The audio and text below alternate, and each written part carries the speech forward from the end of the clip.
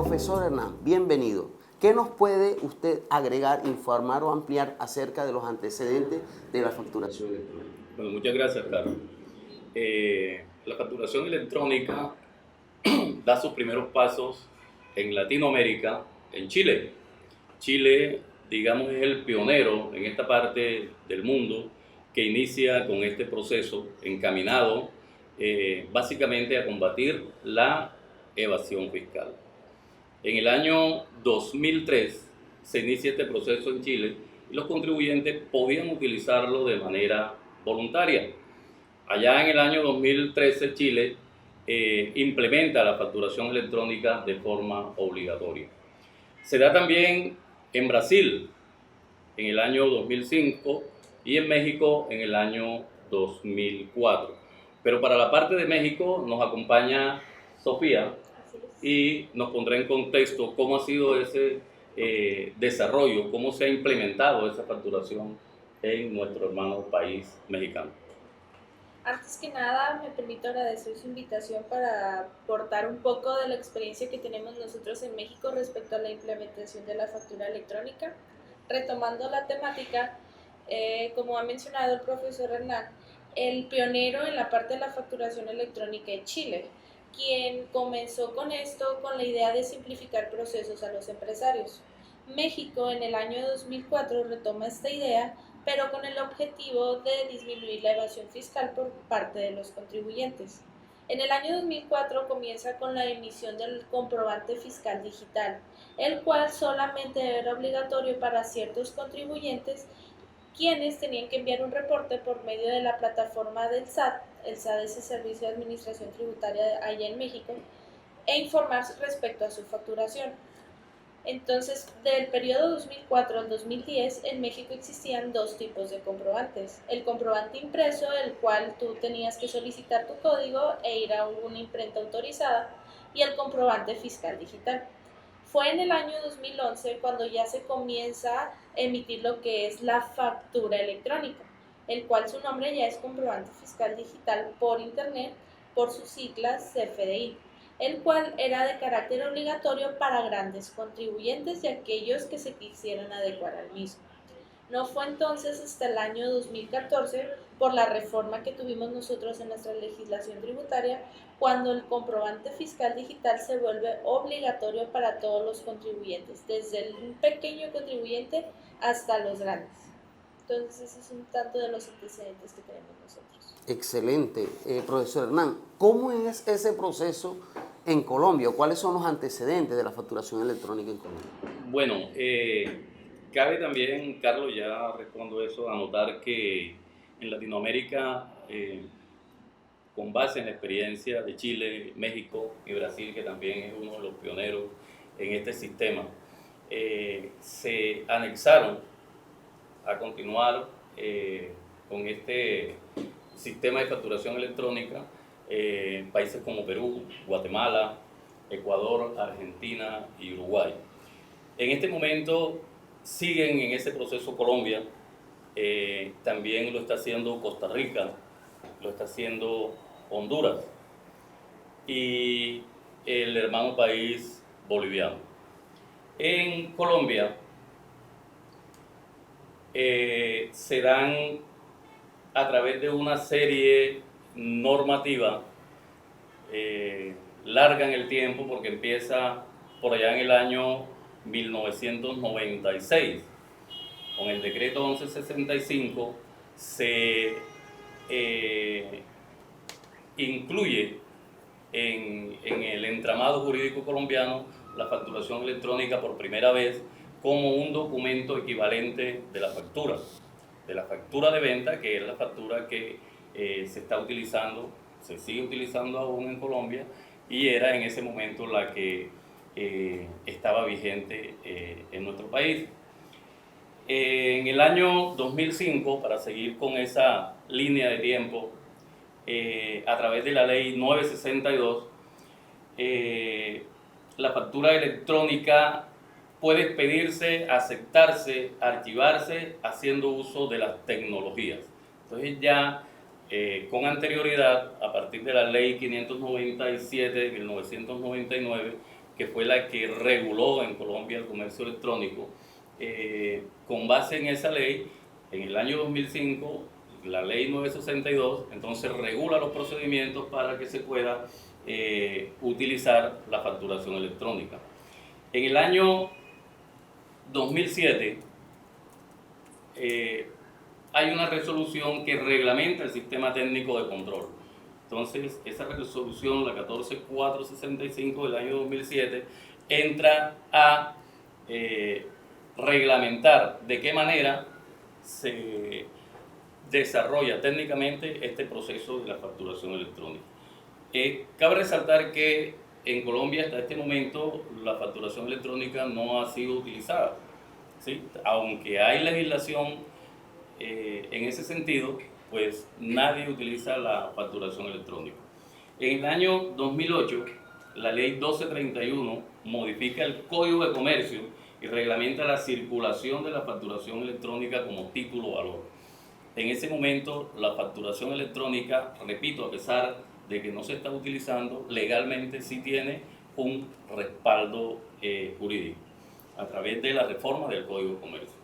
En el 2012, una reforma tributaria, la ley 1607, dice que el gobierno nacional podrá instaurar tecnologías de control fiscal. Entonces ya entra aquí la administración tributaria a través de su plataforma a iniciar los procesos para utilizar la facturación electrónica como medida de control fiscal.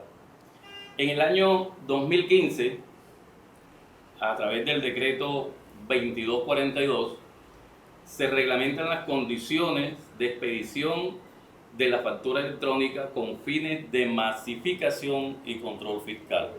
Este decreto es el que le da un impulso a la facturación electrónica en Colombia, ya que se habla de masificación de la facturación electrónica y la administración tributaria empieza a hacer publicidad en relación con lo que será la facturación electrónica en nuestro país. 2016 es el año quizá en que se dan más cambios normativos en relación con la facturación electrónica. Primero la resolución 019, luego la 055, que básicamente hablan de los procedimientos del sistema técnico de control de la facturación electrónica.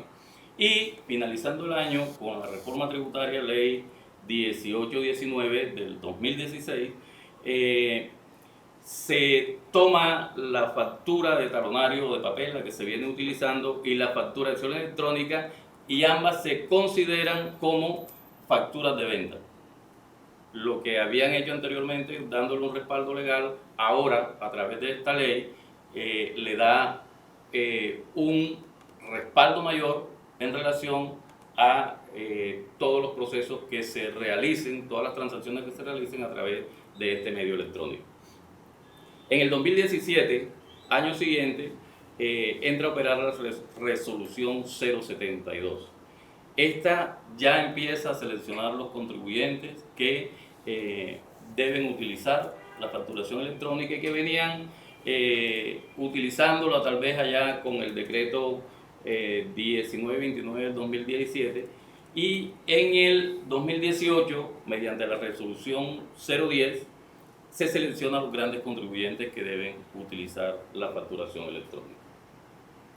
Ok, profesor Hernán, interesante, ¿no? Los antecedentes, pero ¿por qué hasta ahora, hasta el 2019, estamos hablando ya de implementar en firme a través de las resoluciones, decretos y demás cosas? Básicamente, en mi opinión, creo que se debe al desarrollo de la tecnología. El Internet en 1999, cuando se reglamentó el comercio electrónico, no contaba con Colombia no contaba con una plataforma robusta para desarrollar la facturación electrónica. El Internet ha desarrollado, ya tenemos banda ancha, tenemos unos sistemas muy buenos de Internet. Entonces, precisamente a medida en que se ha ido desarrollando la tecnología, también se ha ido desarrollando el sistema de facturación electrónica. tenemos desde 1996 que empieza esa línea de tiempo, también en el 96, 99 empiezan esas normativas en relación con el comercio electrónico, y en la medida que se desarrolla el Internet se van dando legislaciones para adaptarlas a esos cambios tecnológicos. Ok, vemos que a través de este proceso de facturación electrónica, que es una realidad, surgen diferentes definiciones y conceptos.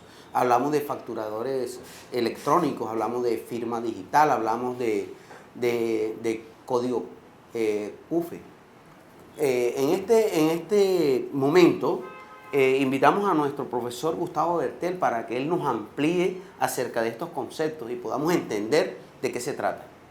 Bienvenido, profesor Bertel. Bueno, Carlos, muchas gracias por la invitación y muchas gracias a los compañeros por esta participación en un tema tan importante como es la facturación electrónica. Bien, lo primero que tenemos que hacer es definir qué es facturación electrónica. Pues la facturación electrónica no es más que un documento reconocido como título o valor. La Ley 1231 de julio 17 del año 2008 pues unifica la definición que contenía el Código de Comercio al Estatuto Tributario y obviamente cumple con todos los requisitos de ley. Estamos hablando del artículo 617 del Estatuto Tributario. ¿Qué es? Es un documento que soporta todas las transacciones de bienes o servicios para efectos fiscales reconocidos por la DIAN. Entonces, este documento reconocido como título o valor, que tiene todas las características, es de obligatorio cumplimiento a partir del año 2019 para los diferentes sectores que van a intervenir o los diferentes agentes que van a intervenir en el proceso de facturación electrónica. En ese orden de ideas, ¿cómo funciona esto? Hombre, a través de un proceso de facturación en el cual vamos a tener varios partícipes en el proceso de facturación electrónica, entre ellos el FEL, que es la empresa facturadora electrónica, conocido como contribuyente obligado. Vamos a tener a un proveedor tecnológico. ¿Qué es el proveedor tecnológico? Pues el proveedor tecnológico no es más que esa persona natural o jurídica que está obligada a proveer los servicios de facturación electrónica. Digamos que es el intermediario entre el facturador electrónico y entre el autorizador de facturación electrónica, que para este escenario será la DIAN. ¿Me hago entender? Bien. Entonces, tiene unos atributos. ¿Cuáles son esos atributos? Hombre, garantizar el proceso de facturación electrónica. Finalidad, una única finalidad de reducir la evasión fiscal en Colombia, que está bastante alta y que a través de los procesos que han adoptado otros países, como lo dijo Hernán en su momento y lo dijo Sofía, estamos hablando de Chile y México, que han sido pioneros en esto. Colombia también piensa reducir el tema de la evasión fiscal. Actualmente, para Colombia existen al cierre de diciembre 31 del 2018 solamente 64 proveedores tecnológicos. Es una desventaja bastante grande para las empresas que van a adoptar facturación electrónica. ¿Por qué es una desventaja? Porque entre menos ofertantes haya, se encarece más el servicio de facturación electrónica. Pensando en que la empresa, llámese gran contribuyente, llámese pyme, llámese microempresario, tiene que optar primero por adquirir un software o un paquete de facturación electrónica que le va a proveer el proveedor electrónico. Eso va a tener un costo. Hay que pensar también en la firma electrónica, que es otro costo, pero inherente a ello, la empresa tiene que pensar en un servicio óptimo de banda ancha o de fibra óptica, ya va a depender de los recursos. Entonces, considero de que para Colombia, para el microempresario, va a ser más traumático que para las grandes empresas que ya iniciaron este proceso, porque lógicamente va a afectar el factor económico. Entonces, yo quisiera compartir esa experiencia con Sofía, porque en México tengo entendido que allá el SUT o el SUNAT, la Administración Tributaria de México, el SAT implementó otro sistema para los microempresarios. ¿Cómo ha sido esa experiencia, Sofía, en México? Cuéntenos a ver. Así es, a lo que comenta igual, para nosotros en México fue una transición algo pesada, más que nada para los pequeños contribuyentes. ¿Por qué? Por lo que usted comenta, no tienen las condiciones de negocio para soportar tantos cambios que hubo respecto a sus registros contables, llamémoslo así. Entonces, el SAT, en vista de esto, implementó lo que es la plataforma Mis Cuentas. Es una plataforma gratuita que por internet de la cual ellos llevan el control de su contabilidad y hacen la expedición de sus comprobantes, ahorrándole así de esta manera al microempresario el tener que devengar en cuestiones tecnológicas. Bien, en ese orden de ideas, pues consideramos que Colombia a través de la DIAN también va a implementar algo parecido porque el microempresario no va a tener el recurso para facturar electrónicamente, entonces tendrían ellos que subir directamente su factura sin intermediario, sin proveedor tecnológico que les facilite económicamente precisamente este proceso. Otra de las cosas que hay que tener en cuenta en la implementación de facturación electrónica son las características que ésta debe tener. ¿Qué características? Los formatos que se van a utilizar para la facturación electrónica. Actualmente el formato que está autorizado, está aprobado, es el XML. Pues ya DIAN está pensando en migrar datos desde el año 2017 a otro formato llamado XBRL. Entonces, ¿qué va a ocurrir con este cambio de plataforma? Que cuando ya nos adaptemos a un formato que es el XML, que es con el que estamos presentando la información exógena, pues migrar a otro formato sería algo traumático. Entonces, esperemos que por ahora no sea eso. Entonces, características de la facturación electrónica. Primero, debe cumplir con el formato XML, que es un formato parecido al Excel. Segundo, la factura electrónica cumple con todos los requisitos del artículo 617 del Estatuto Tributario. Aunque este presenta actualmente incompatibilidades, y estamos hablando del literal 8, que me habla de nombres y apellidos o razón social y NIT de quien imprime la factura, pues estamos esperando reglamentación DIAN precisamente para que este literal sea modificado o sea derogado. Al igual que la resolución de facturación, pues va a ser totalmente diferente y ya no habían los plazos que tenía la factura litográfica, los plazos de renovar facturación electrónica, facturación de papel para cada 2 años. Entonces, dentro de esas características estamos esperando reglamentación. Entra a ese mismo proceso algo bastante interesante que es muy innovador, llamado CUFE, Código Único de Facturación Electrónica. Es lo que va a ser diferente a la factura electrónica a la factura de papel, el Código Único de Facturación Electrónica. ¿Por qué lo va a hacer diferente? Porque va a estar más regulada, va a estar más vigilada, va a estar más autenticada. Dentro del proceso, DIAN autoriza y la empresa que recibe el documento como tal tiene la potestad de recibir o de rechazar la factura, si cumple o no cumple con los requisitos establecidos en los precios, compras, productos, etcétera, etcétera, etcétera. Es decir, que dentro de este escenario de facturación electrónica falta todavía mucha tela por cortar porque apenas estamos haciendo los primeros ensayos de implementación de facturación electrónica, es decir, es un proceso que va para largo plazo. Y cuando digo largo plazo es que al cierre de 2019 todavía no vamos a tener un 100% implementada la facturación electrónica, sobre todo porque necesitamos que DIAN, como ente fiscalizador, mantenga su plataforma actualizada y la mantenga pues en el sentido de que nos garantice que los procesos van a fluir sin ningún contratiempo. Entonces esperemos a ver qué va a pasar con la nueva reglamentación de facturación electrónica. Gustavo, ¿podría ser que ese inciso 8 del 617 esté destinado al proveedor tecnológico? No. La factura, el artículo 617 del Estatuto Tributario nos habla de cuáles son los requisitos mínimos que debe contener la factura de venta, ya homologada lógicamente a lo que habíamos dicho ahorita con respecto a la 1231 de julio 17 del 2008. Esos requisitos son exactamente 10. Entonces, el literal 8 tiende a desaparecer, debe desaparecer porque ya no va a haber más factura litográfica. Y el literal 8 hace referencias a la factura litográfica, mientras que la factura electrónica va a ser, el adquiriente de la factura electrónica tiene 2 opciones.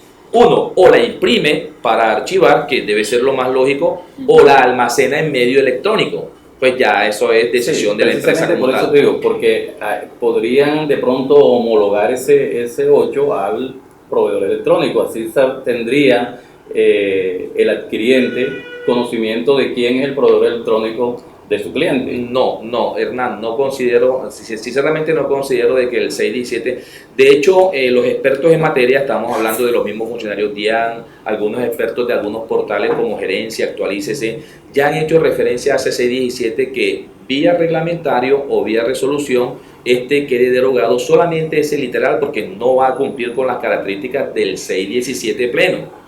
Porque es que al no tener la facturación impresa como tal, pues no va a haber una persona o no va a haber una referenciación a nombres, apellidos de quién imprime la factura litográfica. Recordemos que la factura litográfica es un talonario que yo mando a imprimir con unas características que lleva una resolución y unos vencimientos, hay unas fechas de autorización. Pues lógicamente ese literal 8, que es el que me habla de nombres y apellidos por razón social y NID, la tendencia es que desaparezca del estatuto tributario. Sí, porque ya con facturación electrónica, efectivamente, ya con facturación electrónica, pues ya no tiene sentido, por decirlo así. El CUFE reemplaza exactamente a ese literal, efectivamente. Bueno, hay un tema que podemos analizar y es firma electrónica y certificado digital electrónico. De acuerdo a la experiencia que nosotros como contadores hemos tenido sobre el tema, nosotros manejábamos antes el certificado digital y ese era un problema porque tenía que validarlo bajo un formato que era el ABA. Sí. Entonces, usted nos podría orientar acerca de esas dos firmas, si es la misma firma que utilizamos para firmar los impuestos o si es algo totalmente diferente. Bien, por favor. Excelente, Carlos. No es la misma firma. Desafortunadamente, dentro de este proceso hemos encontrado ciertos contratiempos y la experiencia de algunos contribuyentes que iniciaron el proceso de implementación en febrero, a la fecha todavía tienen problemas de implementar en un 100%. ¿Qué significa eso? Que actualmente DIAN tiene en su base de datos registrados 64 proveedores tecnológicos, de esos 64 proveedores tecnológicos solamente hay 44 proveedores destinados para Bogotá. Quiere decir que el resto de las ciudades, estamos hablando de Medellín, Barranquilla y Cali, tienen distribuidos el resto, que son 20 proveedores tecnológicos. Son totalmente diferentes los proveedores tecnológicos a aquellos que piden la firma digital, que es la que va a autorizar el documento como tal, que actualmente lo tiene Certicámaras y Carvajal para Barranquilla. Quiere decir que habría que adquirir, además del paquete de facturación electrónica, que tiene unos costos obviamente, la firma electrónica porque es por separado. Además de implementar el software como tal, es decir, yo debo tener un software como empresa que se adapte a mi sistema para facturar electrónicamente y además de eso, mi sistema de banda ancha o de fibra óptica que me garantice el proceso porque ya todo va a ser en línea. O sea, la administración tributaria carga los costos en el contribuyente para combatir el problema que tiene, que es la evasión. Y no estamos de acuerdo porque es que se va a recargar, y era la intervención que nos hacía Sofía ahorita de qué hizo México allá. México para los microempresarios adoptó un sistema que es liderado por la misma administración, por el SAT. Pues aquí DIAN ha ofrecido para aquellos pequeños comerciantes que tengan unos ingresos muy inferiores y que no van a tener un monte de facturación muy alta, también ha ofrecido esa misma plataforma. Pero si ni siquiera hemos implementado un 100% a los que les corresponde en el vencimiento inicial, estamos hablando de grandes contribuyentes, porque la experiencia me dice que ha sido prueba y ensayo. Yo he participado en por lo menos 2 procesos de implementación de grandes empresas, porque me ha interesado para ver en qué otras empresas pues empezamos a adoptar, y ha sido muy traumático, sinceramente. Ha sido muy traumático. Carvajal es una de las empresas que está liderando ese proceso para Barranquilla, y quien está vendiendo la firma no solamente es Carvajal, sino Certicámaras. Entonces, ese es un costo que se le va a adicionar al proceso de implementación de facturación electrónica.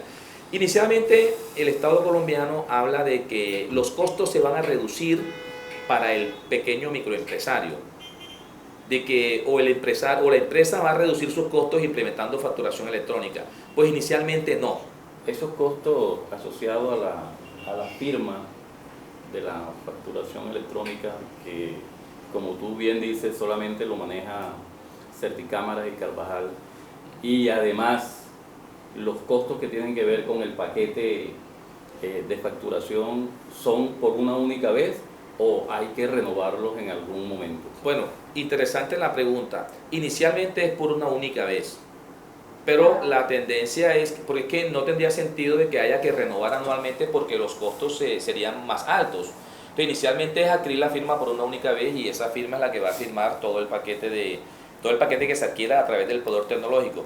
¿Dónde voy yo a la deficiencia de la implementación de facturación electrónica en Colombia? El intermediario.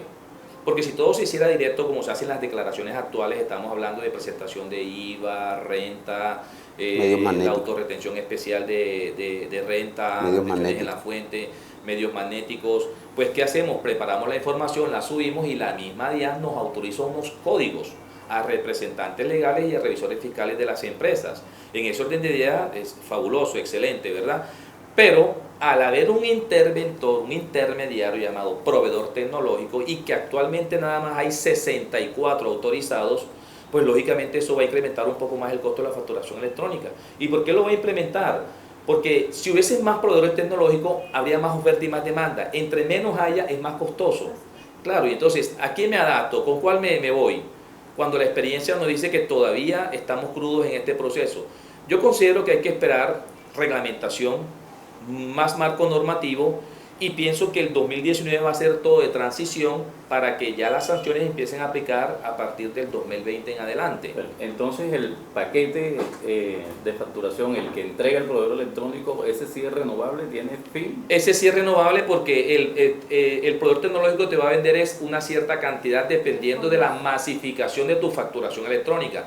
¿Qué quiere decir eso? Que si tú eres un facturador electrónico en potencia, que tú puedes generar de pronto mensualmente 5.000 facturas, entonces tú vas a comprar un paquete de 5.000 facturas en el mes, o digamos que en el mes es lo tradicional, tú compras el paquete de facturación electrónica al proveedor tecnológico, y entre más factures, menor es el costo. O sea, entre como, menos como facturas mi servicio generes, de celular prepago, se me acabaron los datos. Exactamente, recargo. Entonces es una desventaja para nosotros. No sé qué experiencia nos pueda comentar Sofía al respecto de ese proceso de implementación en México. Respecto a todo lo que usted comenta, me llama muchísimo la atención todo lo engorroso que se vuelve el trámite para los contribuyentes y cuántos intermediarios existen.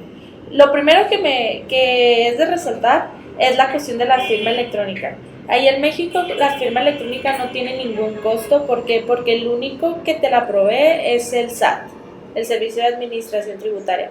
Tú haces tu cita como contribuyente, desde el más pequeño hasta los grandes contribuyentes por medio de sus representantes, van a la oficina y ellos tramitan por primera vez su firma electrónica con vigencia de 4 años. Sin embargo, nosotros como contadores tenemos un programa que se llama Certifica. De la misma manera nos los proporciona el SAT y tú tienes la opción de renovar tu firma electrónica en línea. Entonces ahí es una gran diferencia. ¿Por qué? Porque a lo que escucho aquí en Colombia, a los contribuyentes les cuesta la firma. Respecto a las facturas, también existe lo que es la figura del proveedor autorizado de certificación, pero el proveedor autorizado de certificación tiene el papel de disminuir la carga tecnológica al SAT.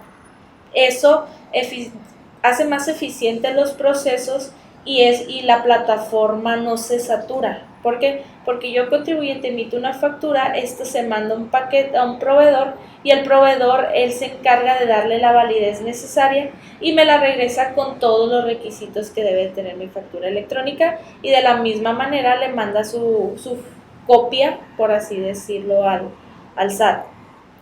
Otra diferencia que tenemos es la parte de sellos digitales. Los sellos digitales vienen a asemejarse aquí al un certificado que hicieron mención hace un momento. Certificado digital. Así es, el cual los sellos digitales son unos archivos que el mismo contribuyente puede generar por medio de la plataforma del Certifica, con los cuales él puede emitir sus facturas electrónicas. Estos se componen de 2 archivos, uno con extensión .cer y otro con extensión .ok, que es la llave, el cual tiene una contraseña de acceso y con el cual tú puedes estar emitiendo tus facturas desde diferentes plataformas. Okay. Sin embargo, existe también ahorita ya en México, el mismo SAT pone a disposición de los contribuyentes, no nada más de contribuyentes pequeños, su plataforma de emisión de facturación electrónica. Ejemplo de ellos, si yo como profesionista no tengo la capacidad económica para poder adquirir un paquete con algún proveedor o folios para emisión de facturas, yo puedo dirigirme a la página y simplemente con mi registro y mi contraseña hago la carga de la información de la persona a la que le voy a emitir la factura y la puedo generar de manera gratuita. Entonces, ahí, por la cuestión de costos, veo que en México suele ser un tanto más económico, no tan costoso para el contribuyente el tener que migrar, o no lo fue en su momento el migrar a la facturación electrónica. Lo que comenta usted respecto a los tiempos de transición, pues aquí, como usted dice, se encuentran en lo que es una cuestión de prueba y error. En México considero que no fue tanto el periodo de transición porque ya se venía implementando. Como les comentaba hace un momento, a partir del 2011 ciertos contribuyentes ya venían emitiendo la facturación electrónica. Entonces nosotros como contadores ya teníamos unos antecedentes y de la misma manera el SAT ya sabía cuáles eran los errores que habían tenido en el momento de la emisión. Entonces, cuando hacen obligatorio para todos los contribuyentes la emisión de la factura en el 2014, el periodo de prueba fueron de 4 meses. En ese periodo de 4 meses, ¿quiénes batallaron más? Obviamente a los pequeños contribuyentes, porque ellos venían de tributar en un régimen en el que no se les exigía más que la emisión de notas de venta. Entonces, ¿qué pasa? Esos contribuyentes sí se les tuvo que hablar, darles a conocer, hacerlos entender que a partir de ese momento ellos ya iban a tener que expedir y solicitar comprobantes. Entonces, ese fue el proceso más pesado para nosotros como contribuyentes durante ese lapso de 4 meses. ¿Por qué? Porque ellos tenían que ahí sí ir a las oficinas del SAT, tramitar su firma electrónica, tramitarles los sellos digitales y en su caso algunos enseñarles cómo emitir facturas.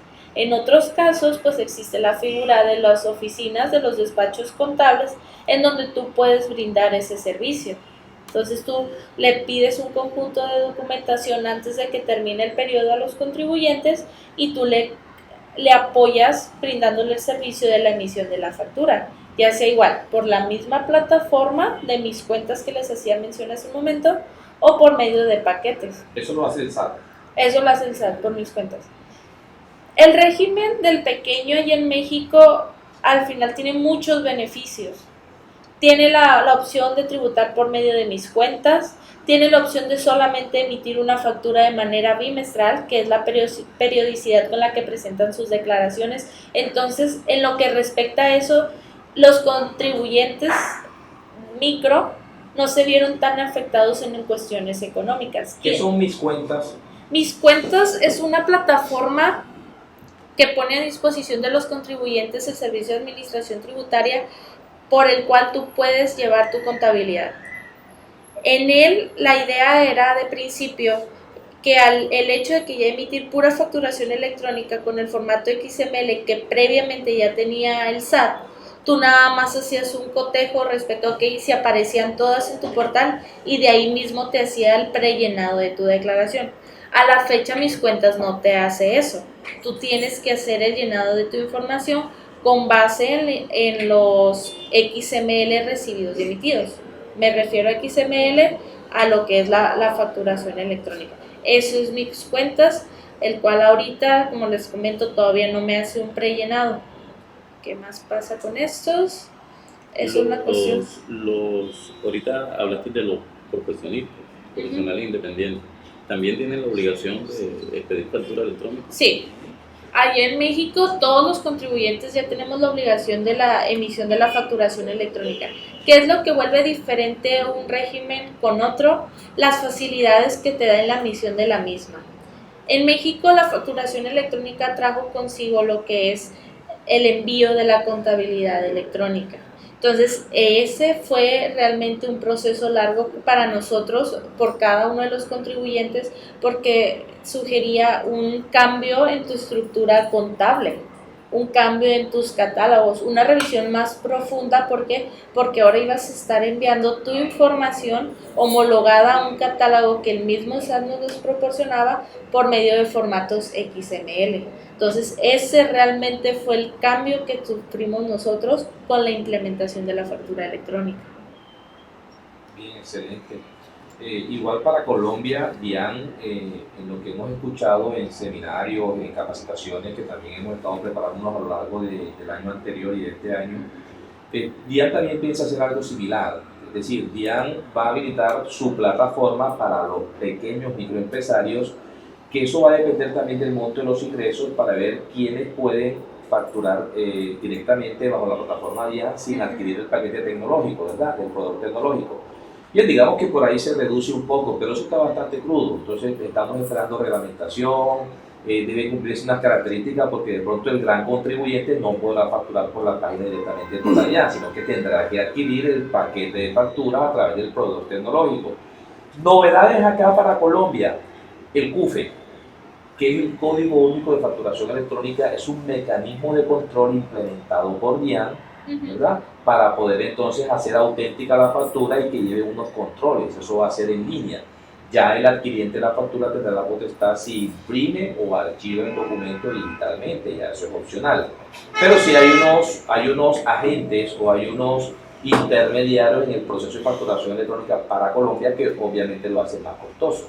Y además, además del proveedor tecnológico, el contribuyente puede utilizar su software propio. Sí. Entonces ahí también está esa opción. Utilizo el software propio o utilizo el proveedor tecnológico o termino utilizando la plataforma de la administración tributaria. Exactamente. ¿Usted va a decir algo? Sí, respecto al código CUFE que se mencionó, nosotros también lo tenemos, que es el código UID, que es el folio que le da la autoridad al comprobante que estás emitiendo.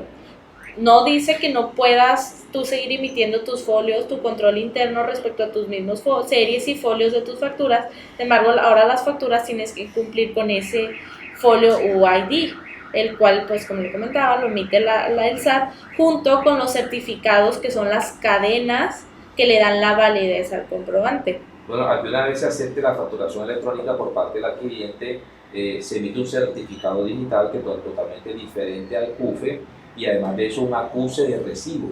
El acuse de recibo es importantísimo y imprimirlo como soporte de que la factura cumplió con todo el proceso de validez. Y dice que también hay una aceptación tácita. Si no lo recibes en los 3 días, se supone que esa factura ya ha sido aceptada por el sí, y lo que se espera de la facturación electrónica es que funcione en versión VL 2.0, XML, pero en versión VL 2.0. En la medida en que DIAN vaya actualizando su plataforma, pues irá a ir subiendo las escalas y suponemos que digitalmente o tecnológicamente pues iremos mejorando esa plataforma.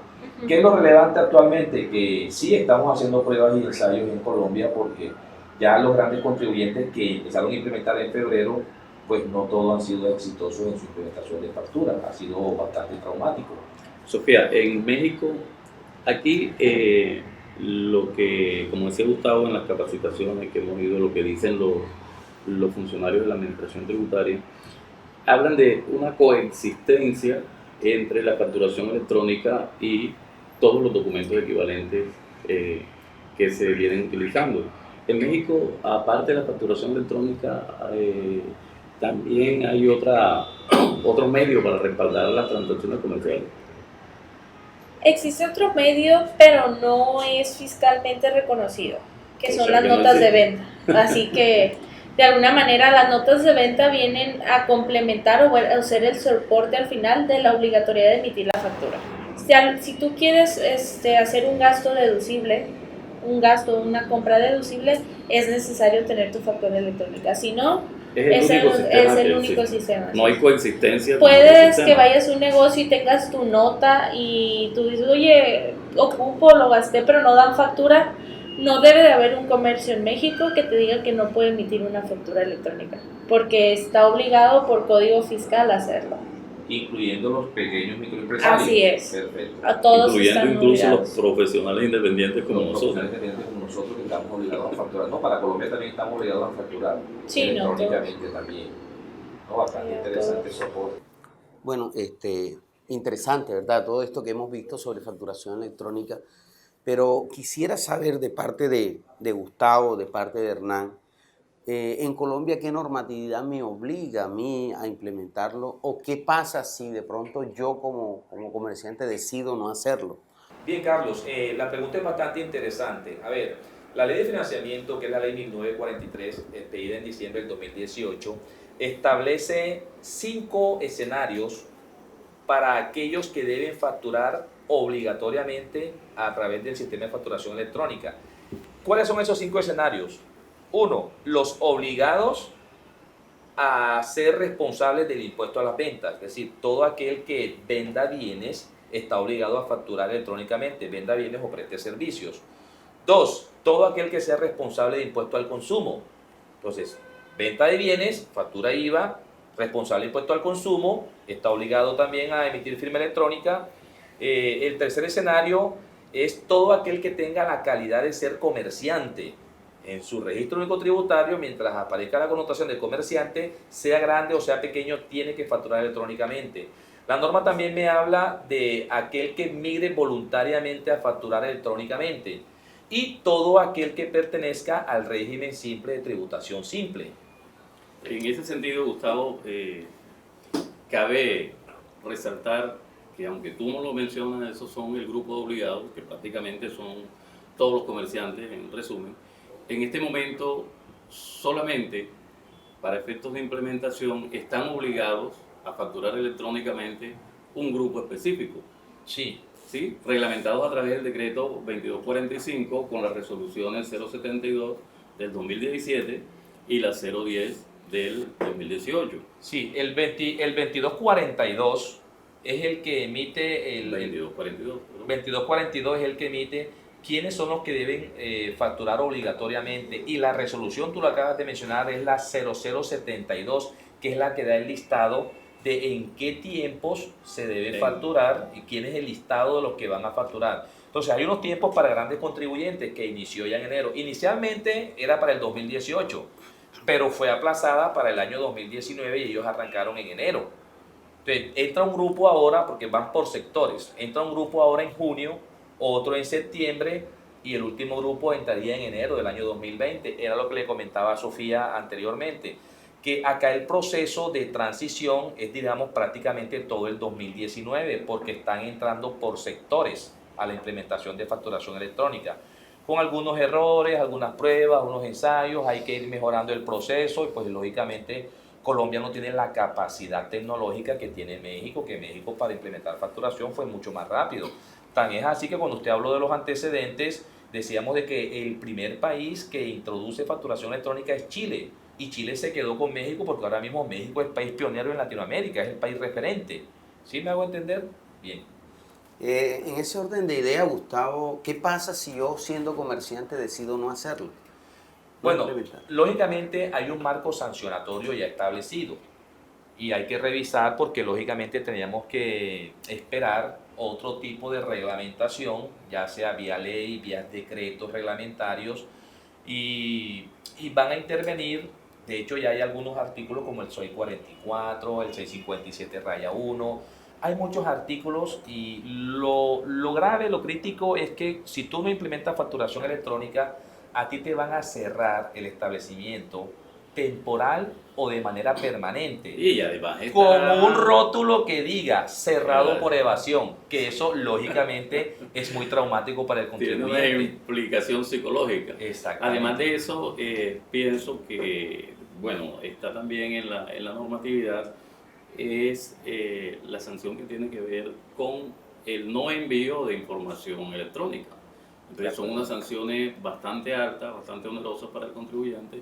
Por lo tanto, Carlos, se está hablando, necesario que disculpe Hernán, se está hablando del 5% de cada factura dejada de enviar. O sea, eso es algo bastante oneroso, claro que sí. Es bastante oneroso. Profesor Hernán, el profesor Gustavo hablaba de la parte de la evasión. ¿Usted considera que con este proceso de facturación electrónica la evasión en Colombia disminuye, desaparece?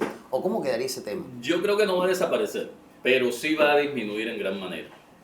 En la medida en que todos los contribuyentes tengamos la obligación de facturar electrónicamente, se van a cerrar muchas fuentes de evasión, sobre todo lo que tiene que ver con los inventarios, lo que tiene que ver con el contrabando de mercancías. Entonces no se va a poder facturar esa mercancía que entra de contrabando, y eso va a cerrar, lógicamente, esas brechas que existen en este momento. como sucede en México, si aquí llegamos a eso, a que todos tengamos esa obligación de facturar, lógicamente estoy completamente seguro, completamente convencido que se van a reducir los índices de evasión. En gran nivel, sobre todo por En el gran tema del nivel. contrabando. Sí. Más sin embargo, la práctica actual nos dice que aunque exista la facturación electrónica en Colombia, mientras no cerremos las puertas del contrabando, porque podemos tener facturación electrónica, por eso lo que dice Hernán es muy importante, no lo va a eliminar en un 100%, lo va a reducir. Pero ¿qué va a suceder? Que mientras sigue entrando mercancía de contrabando, la empresa o el microempresario o la persona natural va a facturar por debajo de la mesa, es decir, te va a vender sin factura y seguimos en las mismas. Porque yo facturo electrónicamente lo que tenga en mis inventarios, lo que no tenga en mis Sí, inventarios. y lo ahí vendo se por debajo de la reduce mesa. precisamente por eso, porque el adquiriente, si no tiene el soporte, que es la facturación electrónica, no va a poder solicitar esa mercancía como costo. Como costo de deducción, exactamente. Exactamente. Entonces por ahí hay un amarre. Entonces, Por eso pienso que sí se va a reducir. se en reduce gran medida. bastante y ojalá también frene el tema del contrabando, que es lo que más le está afectando a Colombia. ¿Cuál sería el papel de nosotros como profesionales en el área contable frente a esta situación? Yo considero que hay que aplicar mucho la ética profesional.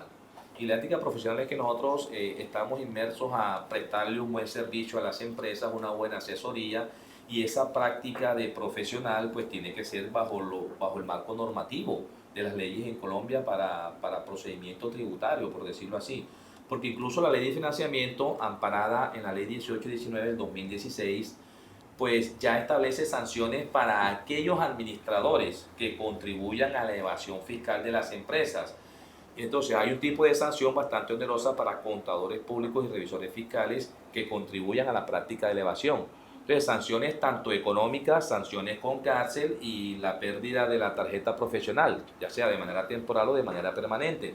Entonces digamos que sí hay unas consecuencias bastante Además, interesantes. el código de ética que nosotros debemos respetar como contadores públicos, pues trae una serie de normas en relación con el aseguramiento de la información, el aseguramiento de la calidad. Creo que los contadores públicos estamos llamados a soltar ese paradigma que está sobre nosotros, que nos coloca como los subsidiarios de la evasión fiscal. Sí. Nosotros debemos, de alguna manera y a través de los códigos de ética, a través del aseguramiento de la información, quitarnos de encima ese paradigma de que nosotros contribuimos con eso. No, nuestra tarea no es esa. Nuestra tarea es precisamente brindar, lo que tú decías, servicios de calidad encaminados al cumplimiento de la ley. Excelente, excelente. Bueno, hemos escuchado antecedentes, la parte normativa, definiciones, pero queremos saber cómo se hace, o sea, cómo lo hacemos, cuál es el proceso, qué es lo primero que yo debo hacer para poder iniciar este proceso de facturación electrónica, teniendo en cuenta que yo como administrador no sé nada de esto.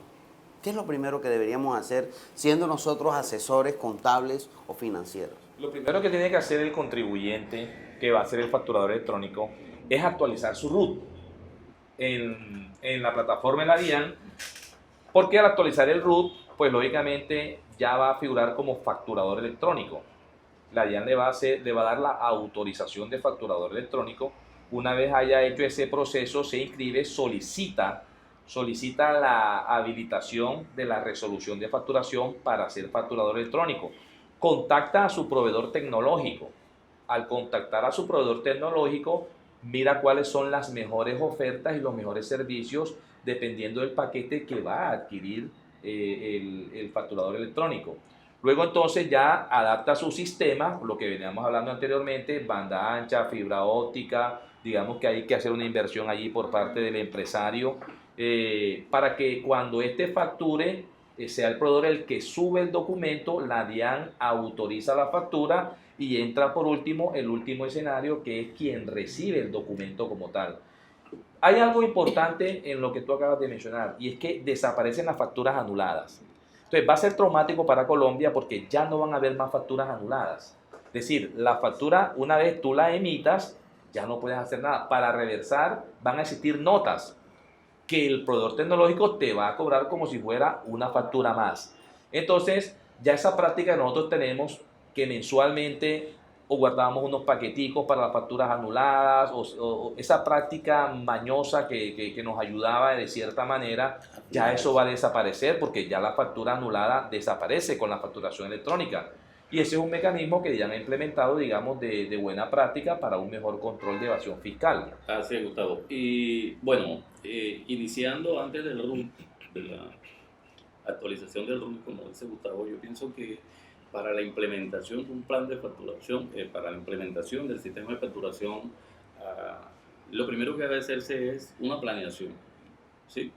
Para, como decía Gustavo, escoger al proveedor tecnológico, escoger el paquete que debemos utilizar, mirar si de alguna manera necesitamos un software, en fin, mirar al interior de la empresa qué es lo que nosotros necesitamos para, lógicamente, reducir costos al interior de la compañía. Luego sí seguir con ese procedimiento normativo, reglamentario, que no podemos de ninguna manera desconocerlo, porque es lo que nos amarra a la ley, a la norma, ¿sí? Pero inicialmente, pienso yo, en mi opinión, debe hacerse como en todo proyecto, hacer primero la planeación. ¿Qué tenemos, qué queremos y cuál es el resultado que queremos obtener? O sea que podríamos decir, para ampliar un poquito, que aquellas empresas que hacen corte al 25, al 30, ya eso... Eso desaparece porque ya la obligatoriedad es que tú facturas el último día a la última hora. Es decir, ya los cortes van a ser a 31 y ya la empresa no puede optar políticas mañosas como, no, es que yo recibo facturas hasta el día 25 por el tema del cierre, por el tema, ya la factura va a ser en línea.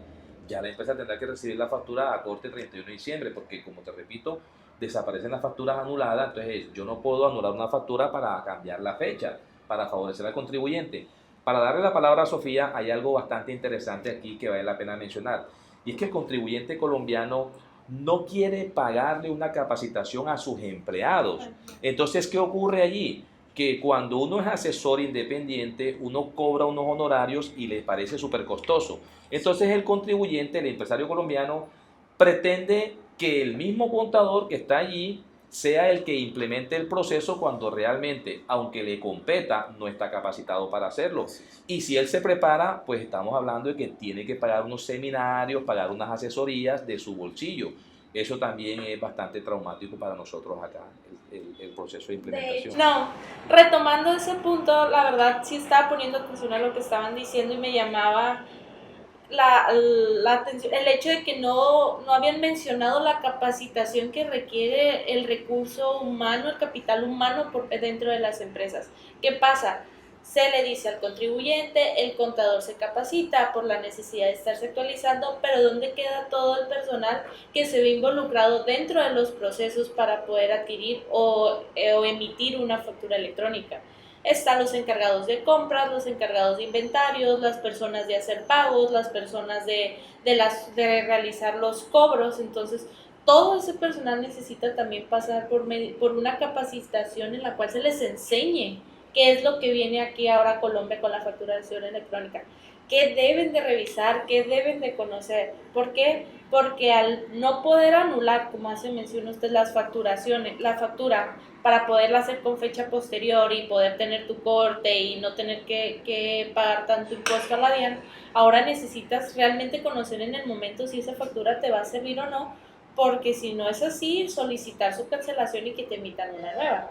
Entonces, la capacitación al capital humano es importante también considerarla, que debe de incluirse dentro de los costos que van a tener ahora los empresarios, y nos va a tocar a nosotros como contadores ser los responsables de informarles. Somos el primer acceso que tienen los contribuyentes dentro de sus empresas, que les van a saber decir respecto a todos estos cambios. Entonces es importante la capacitación de cada uno de ellos, también contemplarla dentro de... Entonces hasta ahí eso fue un punto importante en México, porque había muchas empresas que estaban contribuyentes que decían, oye, pero ¿cómo le voy a hacer? ¿Cómo voy a emitir mi factura? No tengo ni computadora en mi negocio y no da para que tenga una computadora. O el que sí tenía empleados, necesito que le expliques qué es lo que va a revisar, necesito que le expliques cómo la vas a hacer, porque es muy sencillo realizarla en papel, te equivocas, la cancelas, pero en computadora ya implica ciertos procesos, ya implica ciertos formatos, ya implica ciertos requisitos, entonces es donde retomo la importancia de la capacitación al capital humano. Excelente, excelente todo este tema de facturación electrónica. Varios puntos para tener en cuenta: la normatividad, los antecedentes, las definiciones, el proceso. Es importante también tener en cuenta que también depende del proveedor tecnológico, ya que si es el mismo proveedor tecnológico, la información fluye, ya que muchas veces se presentan situaciones donde el mismo sistema puede ser demorado o puede rechazar. Mi nombre es Carlos Manuel Linero Meléndez, soy magíster en gerencias financieras y de negocios, soy maestrante en finanzas, soy el coordinador de la NAF, el Núcleo de Atención Contable y Fiscal, un convenio entre la Corporación Universitaria Americana y la DIAN, donde nosotros le estaremos brindando información y asesoramiento sobre el tema de facturación electrónica. Estamos en el edificio 20 de julio de 8 de la mañana a 12 del día, de lunes a viernes. Le damos gracias a Dios primeramente y a nuestros profesores por acompañarnos en este proceso y en este tiempo que sabemos que va a ser de gran ayuda para ustedes, que son nuestros invitados especiales. Muchas gracias a Sofía por acompañarnos, muchas gracias a Hernán por hacer excelente equipo de trabajo y también a Carlos por la invitación. Gracias, Hernán. Gracias, Sofía, gracias, Carlos, gracias, Gustavo, y al programa de contaduría del cual hacemos parte, y buscamos siempre el éxito para todos nosotros. Sofía. Antes que nada, gracias a la universidad, a la Corporación Universitaria Americana, por permitirme un espacio aquí, primero para realizar mi pasantía y ahora para compartir ante ustedes, gracias, los antecedentes de cómo ha estado respecto a la facturación electrónica en México. Espero que lo poco que haya podido aportarles sea de provecho y sirva como base aquí para la universidad. Gracias, Gracias, Sofía. Gracias. Gracias.